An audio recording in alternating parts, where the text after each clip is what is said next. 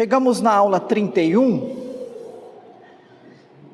última aula, encerrando o Antigo Testamento.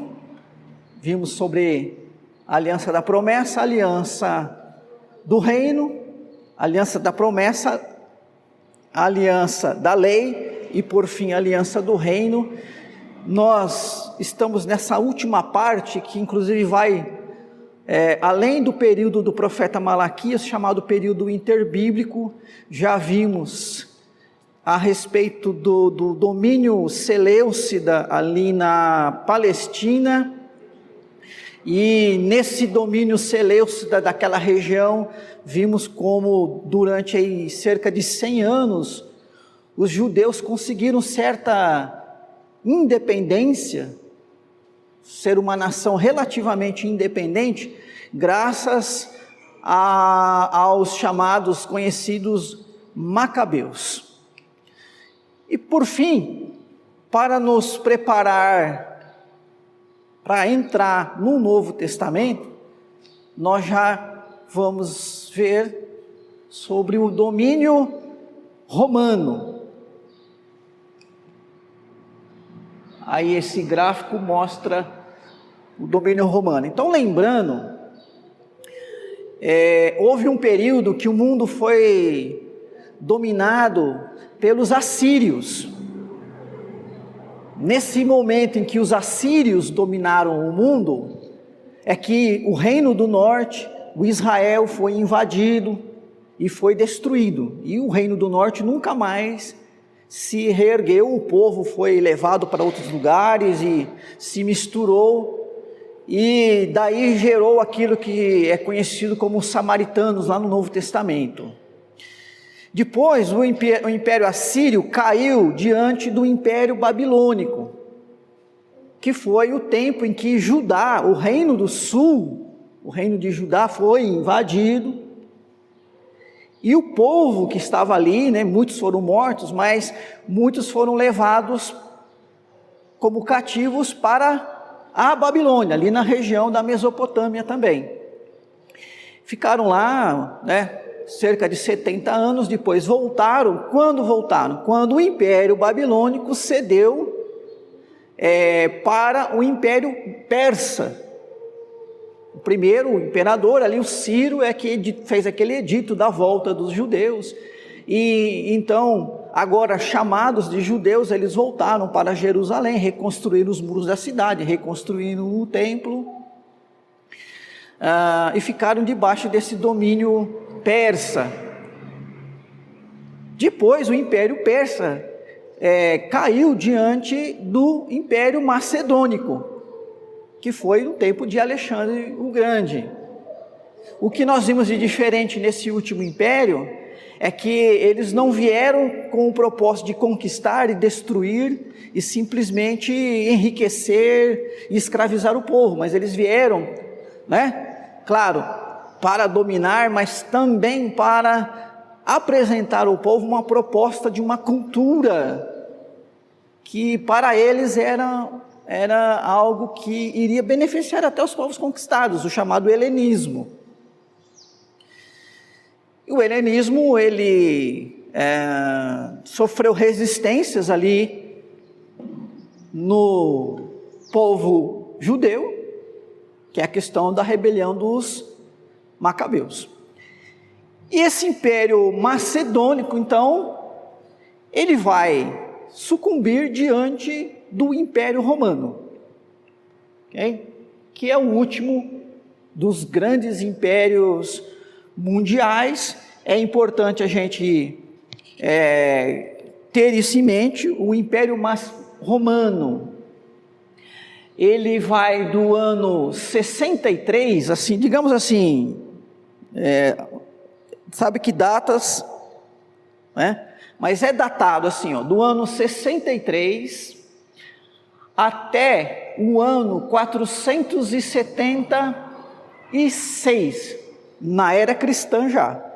Então é importante que o ano 63, ele está mais ou menos aqui assim, o que a resistência, ele só não foi mundial até o 63, porque o Egito, essa faixa rosa aqui, é a faixa do Egito. O Egito ainda estava independente, né? Mas aí no ano 63 nós temos o Império Romano conquistando também o domínio sobre o Egito. Então nesse ano é que acontece o conhecido suicídio de Cleópatra, né?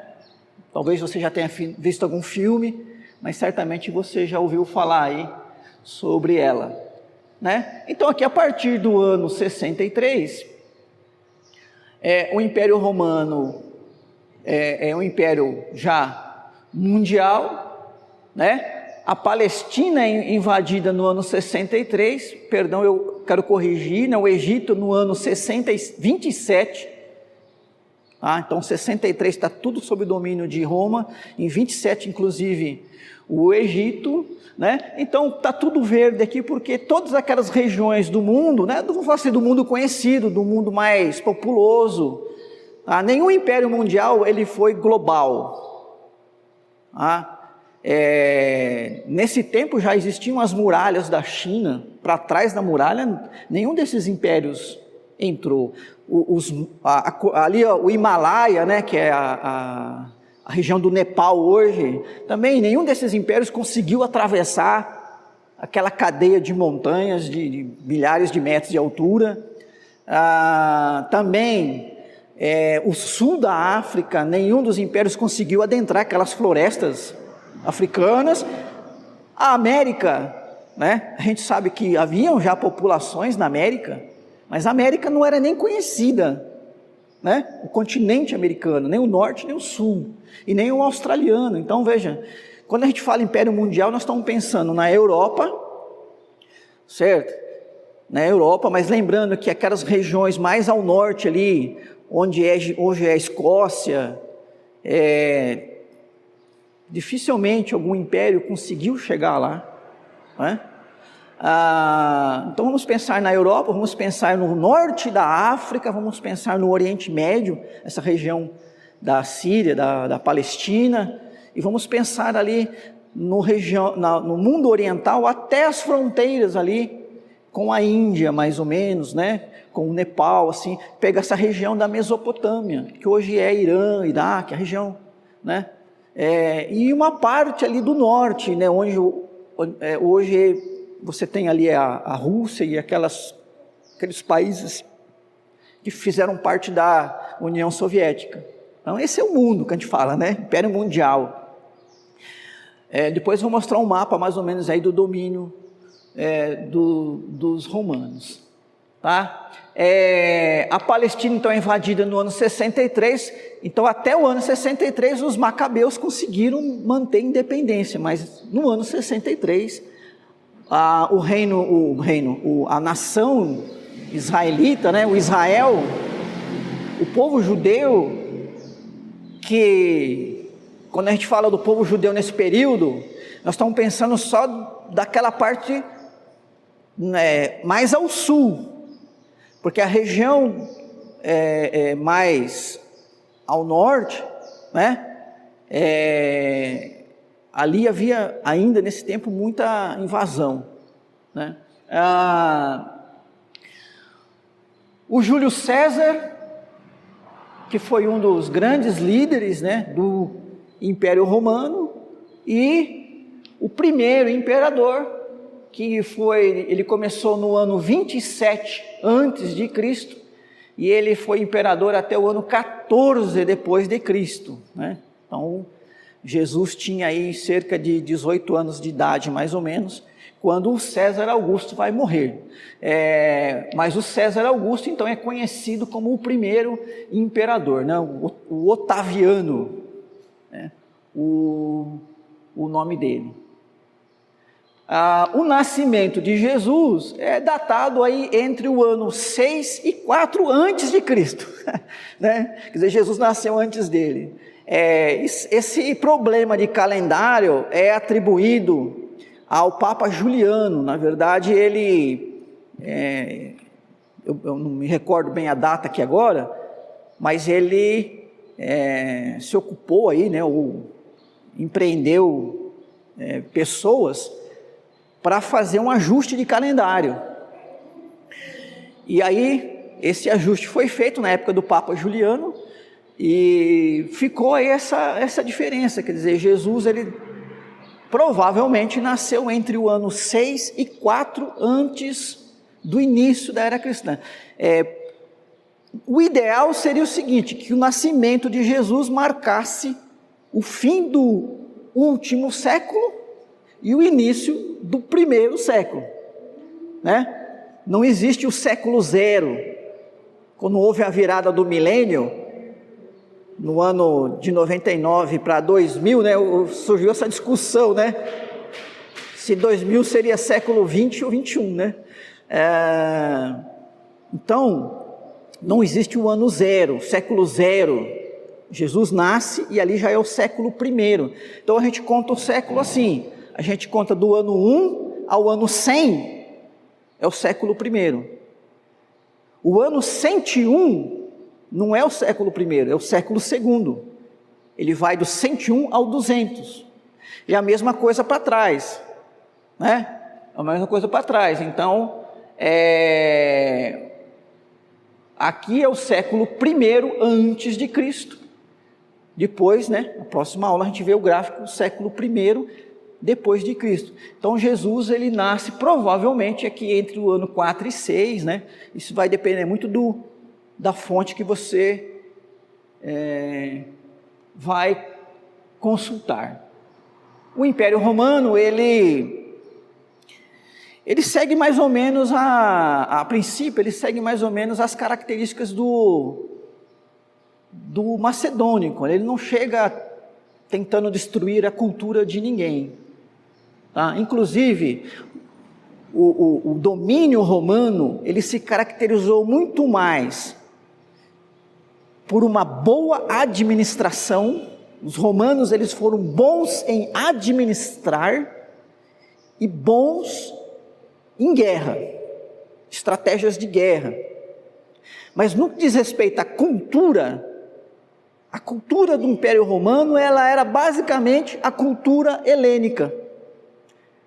Por isso que, em pleno fervor do Império Romano, a língua falada nas nações, inclusive o Novo Testamento é escrito em grego, né? O chamado grego koiné, ou grego popular, não era o latim. O latim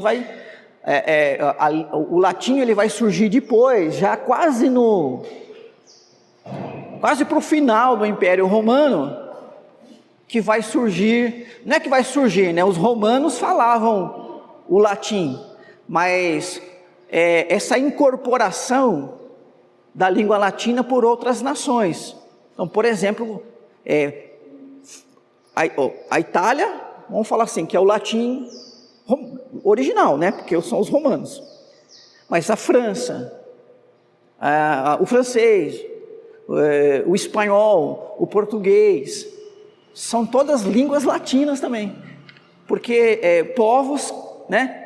Eram povos que foram assimilando essa língua do Império Romano e foram meio que misturando com as suas línguas, então dá essa origem de línguas que são muito parecidas, mas ao mesmo tempo elas são diferentes. Tá?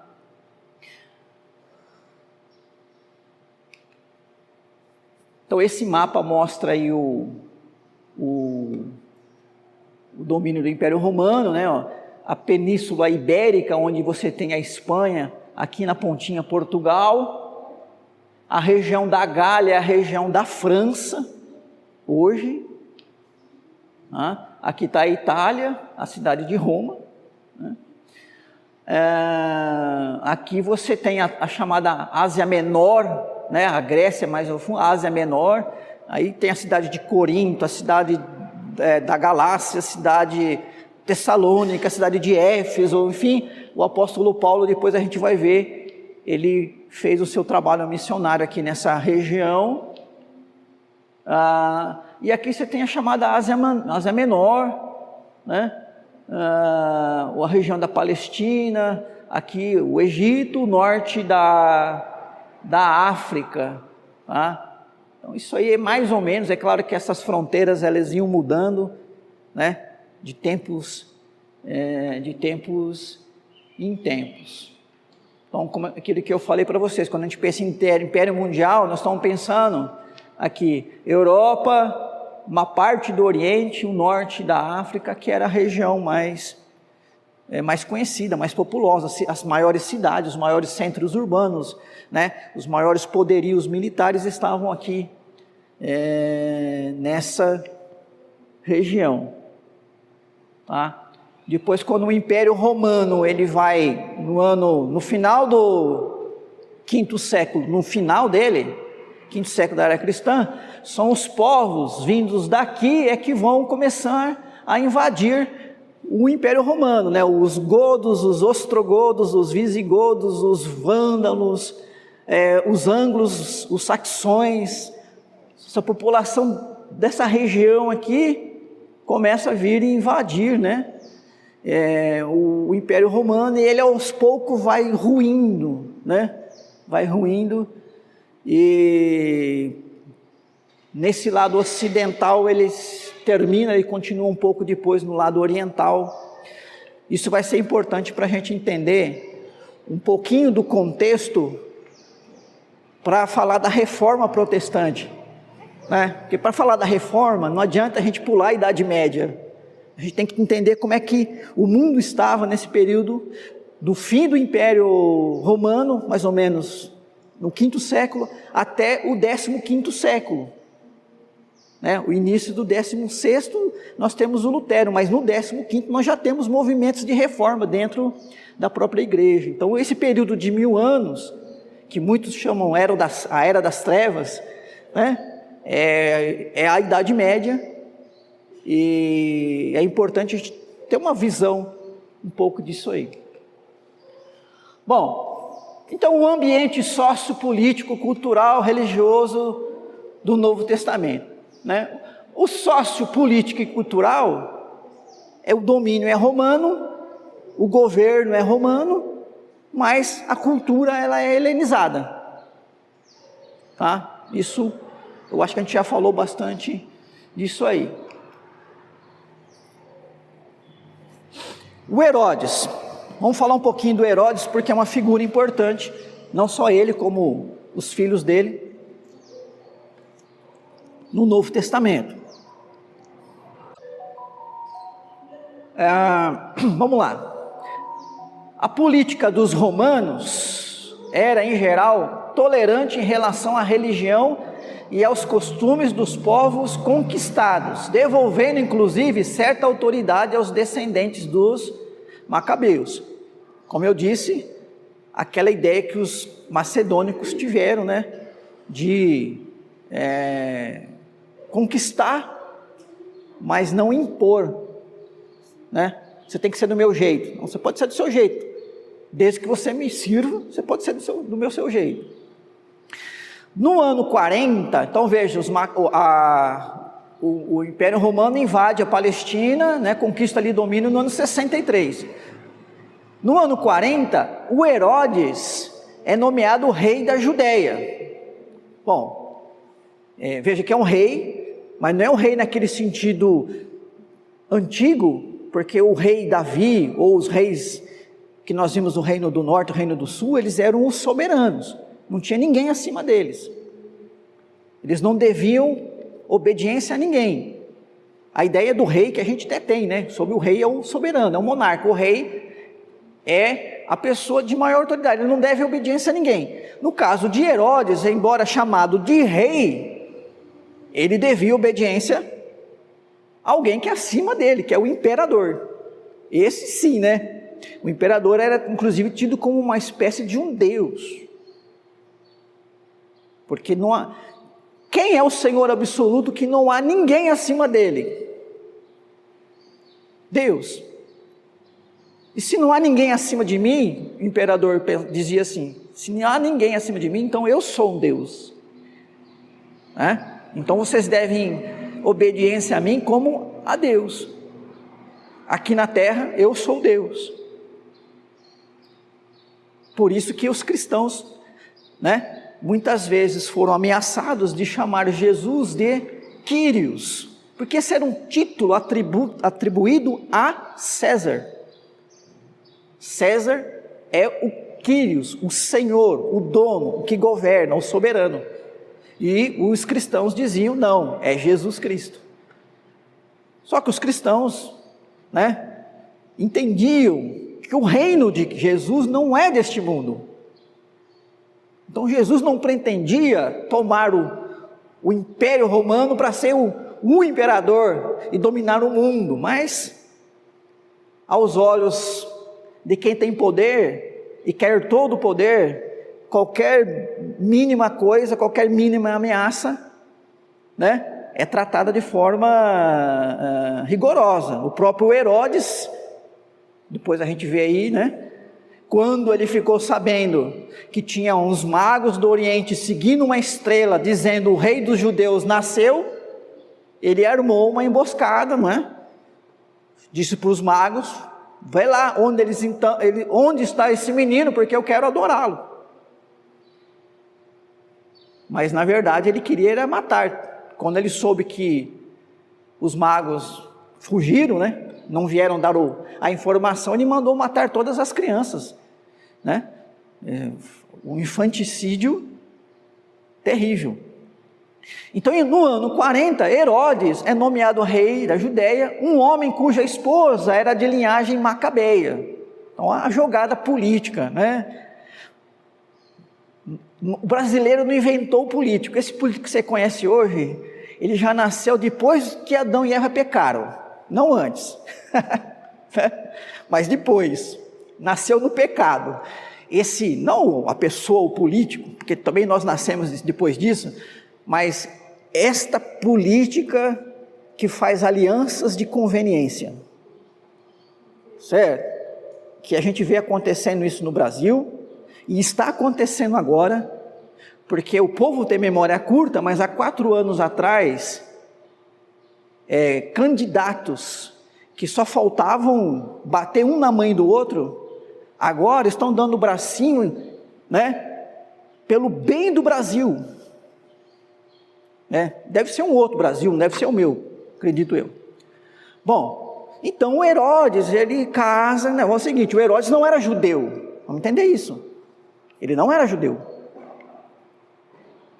mas casou com uma mulher de linhagem macabeia. Os macabeus eram sacerdotes, então não foi assim também qualquer judia, qualquer mulher judia, escolheu uma ali, e na tentativa do quê? Do povo judeu olhar para ele com bons olhos, e a gente sabe, quando nós falamos da revolta dos macabeus, o povo judeu, ele é, eu vou usar um termo aqui, intolerante, mas não sei se talvez seja esse o termo, mas ele é intolerante em relação a interferências externas, no seu modo de entender cultura, religião, vida, família, e até hoje é assim, o judeu ortodoxo, vamos falar assim, porque hoje existem judeus pensando diferente, mas até hoje o pessoal está usando aquela roupinha, aquele chapeuzinho, e vai lá no mundo da lamentação, fazer a sua oração, comemora todas as festas, segue a Torá, etc. Mesmo, hoje a gente vê isso, então não é difícil entender como os judeus daquele tempo, apesar de Herodes ser casado com uma mulher judia, de não aceitarem como seu rei. Então Herodes era a mulher dele, linhagem macabeia, mas que fez o possível para introduzir o helenismo do país. Então ele casa com uma mulher judia, mulher macabeia, mas a política dele era de introduzir o helenismo, ou seja, a política dele era fazer com que o povo judeu assimilasse a maneira de ser dos romanos. E lógico, isso não foi aceito. Os sucessores de Herodes seguiram essa mesma política helenizante, razão pela qual diversas rebeliões surgiram por parte dos judeus. Vamos ler ali Atos 5:37. Depois desse levantou-se Judas, não é o Iscariotes, tá? Judas, o Galileu, nos dias do recenseamento, e levou muitos consigo. Também este pereceu, e todos quantos lhe obedeciam foram dispersos. Uma menção, né? O Gamaliel que está fazendo uma menção de revoltosos aí, né? Quantos surgiram? Já ouvi aí uma teoria, né? Não sei se é teoria, um entendimento de que o próprio Barrabás era uma espécie de revolucionário.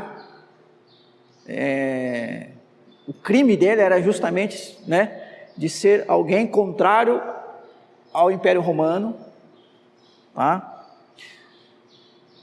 Então, esse período do domínio romano, desde o ano 63 até o ano 70, quando Israel é destruído, ou seja, mais ou menos por 100 anos, ele é de constantes revoltas do povo judeu contra o domínio romano. Bom, na tentativa de agradar aos judeus, o Herodes empreendeu uma grande reforma no templo a partir do ano 20, né? Então, o templo no tempo de Jesus é o chamado templo de Herodes, né? Não que ele foi edificado por Herodes, mas o Herodes, assim, mais uma vez, né? A política da boa vizinhança, né? Eu quero te conquistar, então, o que você está precisando, né? Vou fazer um viaduto, então, vou fazer uma ponte, né? Vou construir uma praça do lado da sua casa, né? Vou pintar as calçadas, vou trocar a lâmpada por uma mais forte, né? Enfim, isso faz parte, né? O Herodes, então, faz isso aí, né? Ele foi um sujeito que teve grande medo de perder o trono e que mandou matar 2 das suas 10 esposas e 3 dos seus 7 filhos, pois os considerava rivais. Então, o cara ele era aficionado pelo poder. Se a ameaça do poder viesse da esposa, viesse do filho, pode matar. Né? Isso era até uma prática corrente naquele tempo. Tá? E quando soube do nascimento de Jesus, mandou matar todos os meninos de Belém arredores de 2 anos para baixo. Está lá em Mateus 2,16, né? Que nós já mencionamos aqui. Então essa é a figura do Herodes. Jesus vai nascer no tempo em que o Israel estava debaixo do domínio romano. O Herodes era o rei, né, dos judeus. Aí a gente tem a família de Herodes, né? O Herodes, também conhecido como Herodes o Grande. É interessante que Herodes nasce no ano do nascimento de Jesus. Então, logo depois aí desse infanticídio, ele morre. Tá? Mas não confundam com o Herodes que foi comido por bicho. Tá? Porque tem um Herodes que foi comido por bicho, que, se não me engano, foi esse aqui, ó, o Filipe 2. Tá? Depois a gente vai ver isso aí lá no estudo do Novo Testamento. Tá? Aqui estão os filhos dele, e o Herodes, ele era rei sobre todo aquela região da Palestina. Com a morte dele, o seu domínio ele é dividido. Tá? Então o Arquelau fica dominando aí, é chamada tetrarquia, né? Tetrarca, vem de 4, né? O domínio dele é dividido por 4, e então o Arquelau vai dominar uma região, isso a gente vai ver depois. Filipe I primeiro, uma região, o Antipas, uma outra região, o Filipe II, uma outra região. Tá? Esse aqui, ele é casado com a Herodias, e depois o irmão dele tomou a Herodias como mulher. Foi em razão desse relacionamento do ponto de vista da lei ilegal, né? Vamos falar assim, que João Batista denunciava, e a Salomé, né, que fez uma exibição lá para ele, para um desses Herodes, e ele ficou encantado com ela, e aí ela pediu a cabeça de João Batista, né? Então a Salomé é filha de Herodias, que foi mulher desses dois Herodes aqui, tá? O Herodes Agripa, ele já é neto do Herodes o Grande. Ele também aparece já lá no tempo de Paulo, né? O Herodes Agripa.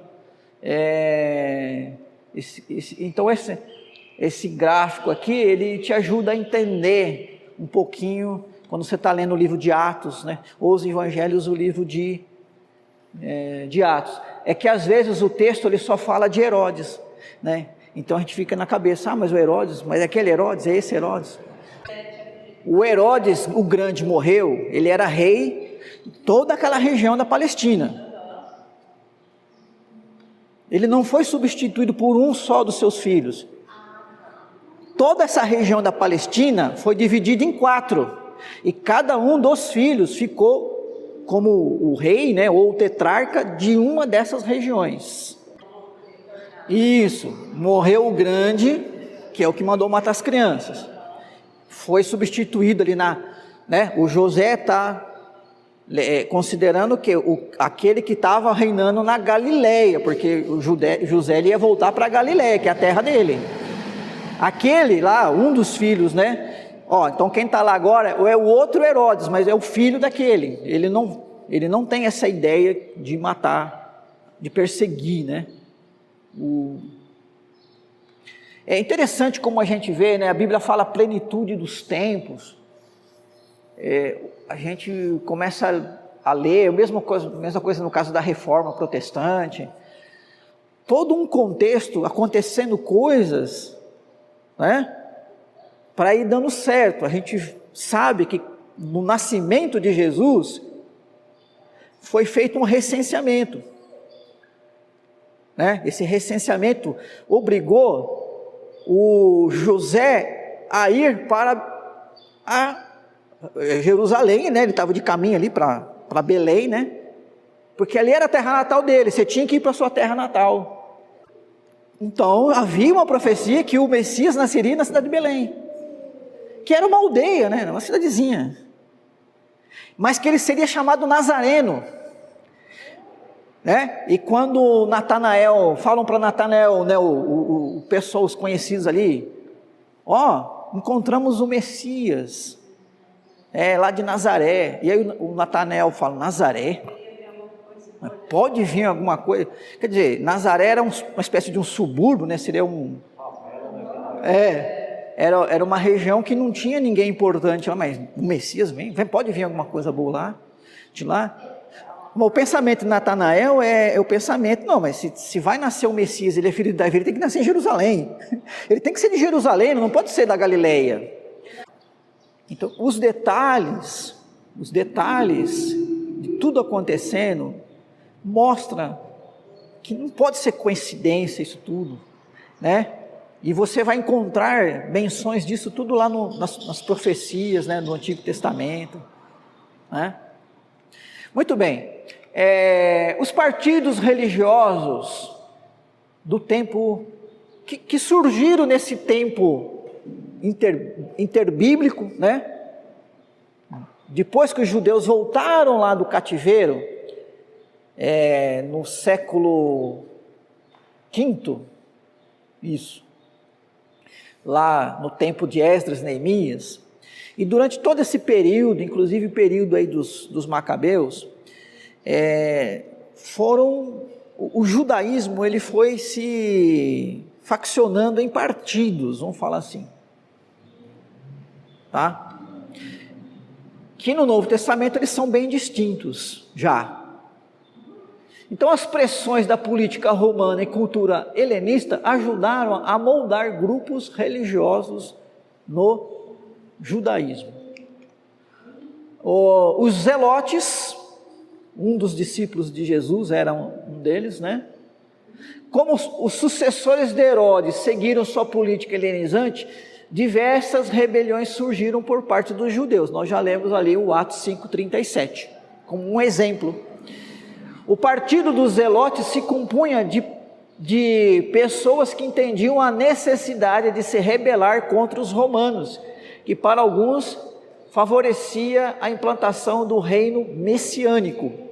Então os zelotes eram aqueles que entendiam que o Messias ia ser o rei de Israel, né, ao molde de Davi, e que ele iria estabelecer as fronteiras do reino de Israel, como elas foram no tempo de Davi e Salomão. A extensão máxima, né, das fronteiras do reino político da nação israelita foi no tempo de Davi e Salomão, que condiz com o que Deus disse lá aos patriarcas, né? Olha, vocês, né, estou dando essa terra de vocês aqui, ó, no norte, desde tal, sul até tal, a leste tal, a oeste tal. O reino de, lá no ápice do reino de Salomão, ele é essa extensão. Então, para os judeus, esses judeus com essa visão aí dos zelotes, expulsar os romanos e unificar essa região e fortalecer, era de alguma maneira preparar o terreno para que o Messias viesse e, como Davi, trouxesse toda aquela glória do passado, né?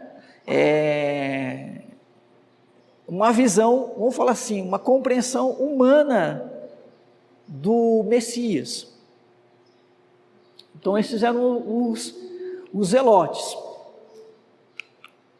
Os fariseus, coloquei as principais características, buscavam se abster ou se separar, né? Daí o nome, o significado do nome, separado, de tudo que fosse impuro.